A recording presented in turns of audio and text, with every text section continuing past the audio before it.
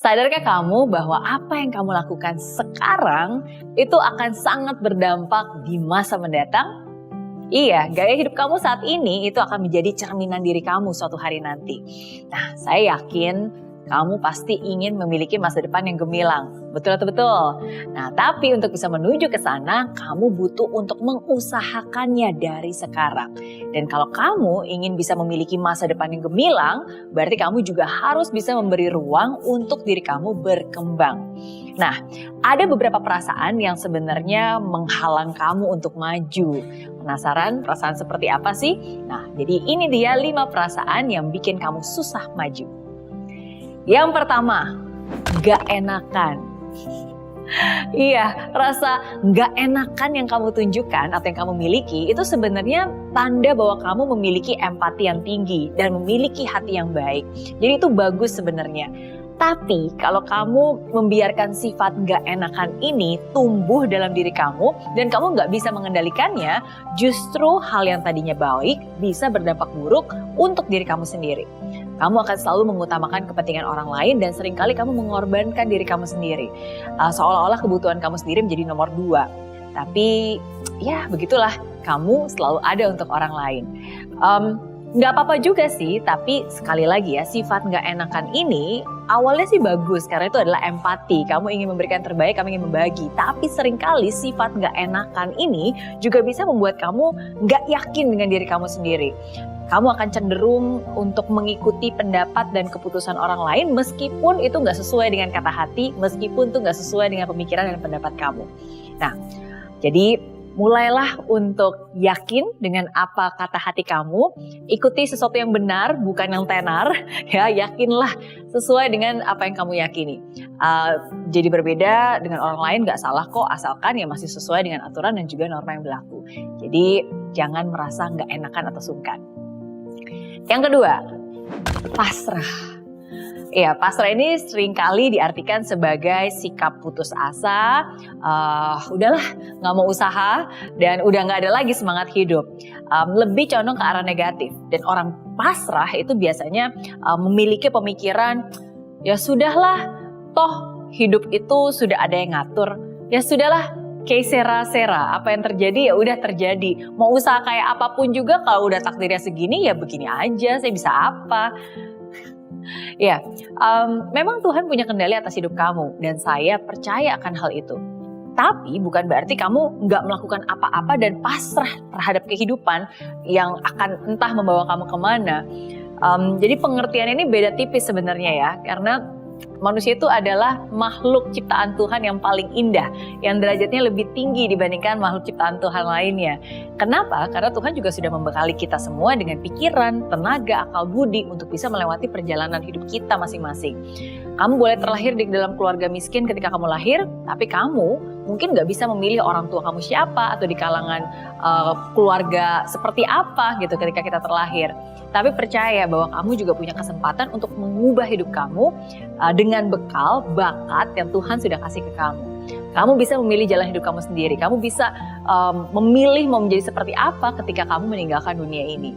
Nah, jadi dibandingkan dengan menggunakan kata pasrah, ya sudahlah, saya lebih suka menggunakan kata berserah. Apa bedanya Miss Mary? Jelas berbeda. Kamu harus berusaha dulu sebisa yang kamu mampu dan hasilnya kamu serahkan kepada Tuhan. Ya, pasrah bukan berarti menyerah ya. Yang tadi saya bilang berserah bukan berarti menyerah. Banyak orang yang hidupnya bisa berubah bukan karena dia terlahir kaya, tapi ya karena selama hidupnya dia juga mau usaha, mau kerja keras dan pantang menyerah. Oke, jadi nggak boleh pasrah, tapi kita harus berserah. Yang ketiga, emosian. Nah, apakah kamu tipe orang yang suka marah, mudah tersulut, gampang emosian, gampang tersinggung? Oke, coba deh tanyakan kepada orang-orang terdekatmu. Kalau iya, waduh, waspadalah. Karena ini berbahaya. Ingat, ketika emosi kita naik, kecerdasan kita menurun. Dan akhirnya, kalau ini nggak kamu sadari, akhirnya akan ada banyak sekali keputusan-keputusan atau tindakan-tindakan yang akan kamu sesali. Manusia itu emang unik sih ya, inginnya berlari lebih cepat untuk maju, tapi setiap kali menerima masukan justru malah marah-marah, merasa harga dirinya jatuh gitu ketika dikritik orang lain, merasa masukan adalah serangan. Padahal orang-orang yang sebenarnya memberi kamu masukan, ya sebenarnya mereka juga ingin membuat kamu lebih maju, lebih baik lagi. Nah, kritikan yang diberikan tentu saja bisa bermanfaat untuk bisa menggali potensi kamu, membuat kamu lebih maju, mendorong kamu untuk bisa menemukan versi terbaik dalam diri kamu. Nah, tapi sekali lagi ya, kalau kamu orangnya emosian, seringkali hal-hal yang baik, contohnya misalnya kayak kritikan, bisa jadi itu tidak kamu terima dengan baik. Jadi jangan langsung marah-marah, jangan emosian, jangan mudah tersinggung, jangan mudah baperan, karena itu hanya menunjukkan bahwa ego kamu gampang rapuh. Terima dengan lapang dada, uji kembali masukan atau kritikan tersebut, dan jangan hanya menyimpulkan karena ya masukan-masukan itu baik sehingga bisa kamu olah, dan itulah juga salah satu dari banyak hal yang bisa membuat kamu lebih maju lagi dan lebih baik lagi. Yang keempat, rendah diri. Ya, merasa bahwa diri kamu payah, diri kamu gak berguna, merasa bahwa diri kamu gak berharga, lebih rendah daripada orang lain. Apalah aku itu, hanyalah remahan rempeyek, kata kids zaman now ya. Oke, nah kalau kamu merasa seperti itu dan pernah ada pemikiran-pemikiran seperti itu, hari ini saya bilang stop. Semua itu tidak benar. Itu hanya permainan pikiran kamu saja, itu hanya permainan di pikiran kamu saja. Jadi jangan mengulang-ulangnya, memutar ulang berkali-kali. Dan tahukah kamu bahwa pikiran kamu itu bisa kamu set loh, bisa kamu program. Dan jika kamu memberi makanan pikiran kamu dengan hal-hal yang negatif, hal-hal yang merusak, racun seperti itu, ya tentu saja kamu akan membentuk diri kamu seperti itu.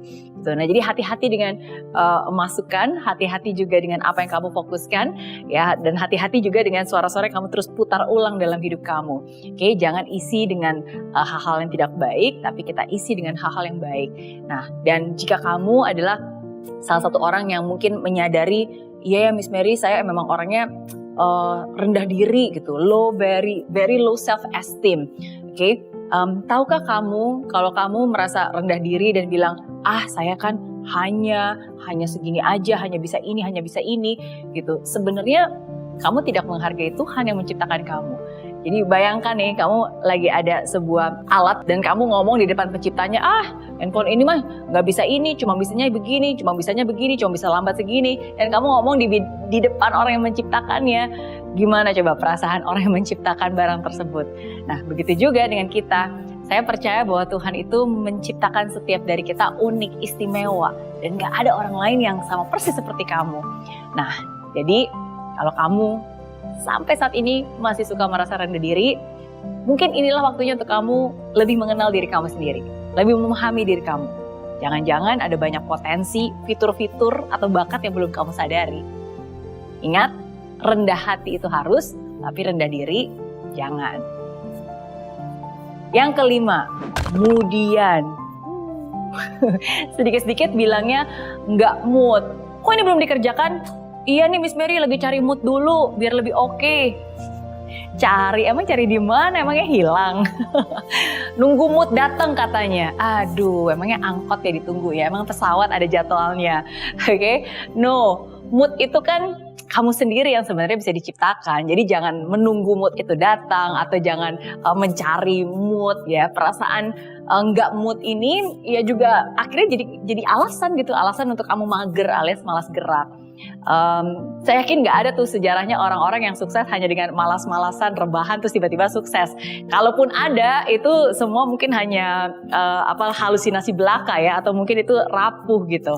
Nah, jadi sekali lagi jangan hanya mengandalkan perasaan untuk kamu melakukan apa yang harusnya kamu lakukan. Karena seringkali perasaan nggak mood yang membuat kamu menunda pekerjaan yang harusnya kamu selesaikan. Dan sekali lagi, menunda pekerjaan itu juga salah satu bentuk sabotase diri kamu sendiri ya, yang menyebabkan kamu bisa sulit untuk berkembang.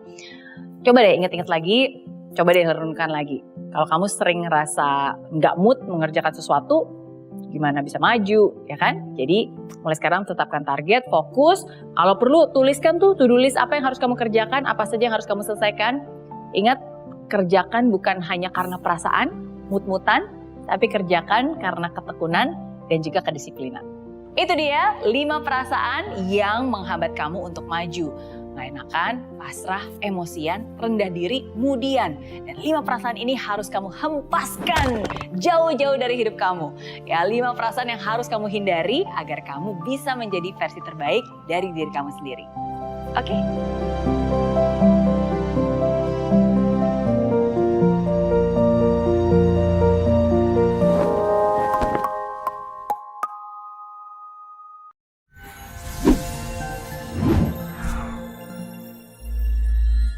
Di aplikasi Mary Riana tersedia lengkap video-video YouTube terbaru saya, artikel yang up to date, quotes inspirasi, koleksi merchandise, workshop dan seminar yang bisa kamu dapatkan free dan download sekarang juga gratis.